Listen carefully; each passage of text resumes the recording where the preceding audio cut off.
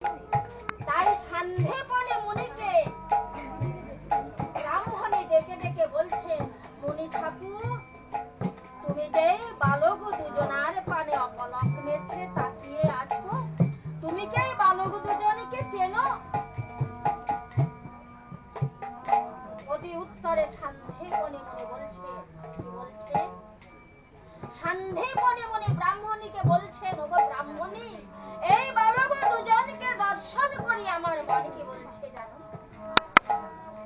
আমার মন বলছে যেন অন্তরে